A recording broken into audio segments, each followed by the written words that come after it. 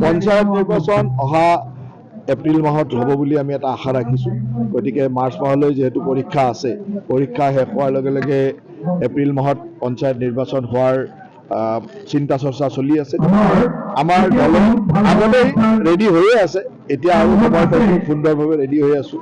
নিৰ্বাচনত আমাৰ দলৰ যথেষ্ট ভাল ফল হ'ব বুলি বিশ্বাস। বৰপেটা আৰু সৰ্বভৌমনিৰ পৰা আমি জিকিমেই, চিন্তা কৰিবলগীয়া নাই।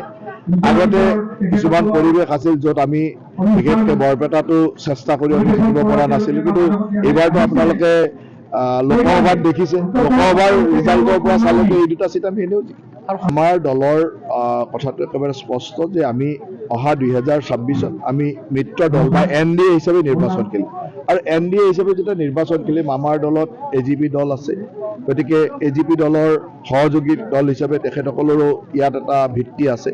তেখেতসকলেও তেখেতসকলৰ ভিত্তিমতে নিশ্চয়কৈ চিট বিচাৰিব আৰু আমি সকলোৱে মিলি মুঠতে আমাৰ NDA শক্তিশালী হ'ব লাগিব। আৰু NDAৰ লক্ষ্যটো হ'ল আমাৰ চিট বঢ়োৱা।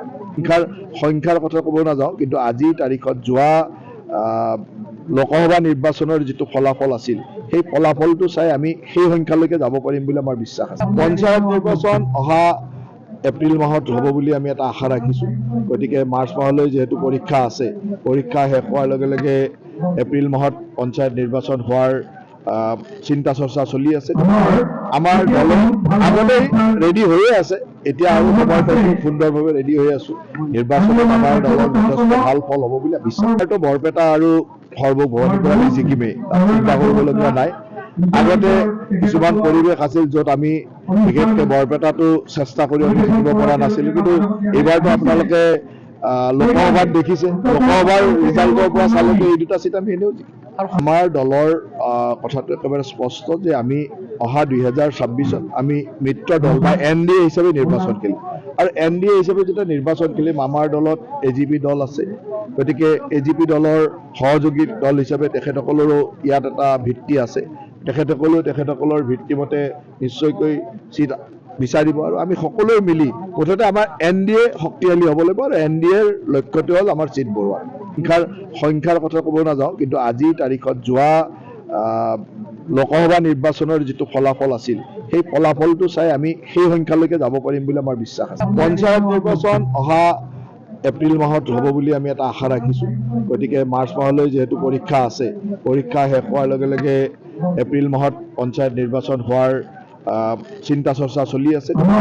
আমাৰ দল আগতেই ৰেডি হৈয়ে আছে, এতিয়া আৰু সময় পাইছোঁ সুন্দৰভাৱে ৰেডি হৈ আছোঁ। নিৰ্বাচনত আমাৰ দলৰ যথেষ্ট ভাল ফল হ'ব বুলি বিশ্বাস। বৰপেটা আৰু সৰ্বভৌমনিৰ পৰা আমি জিকিমেই, চিন্তা কৰিবলগীয়া নাই।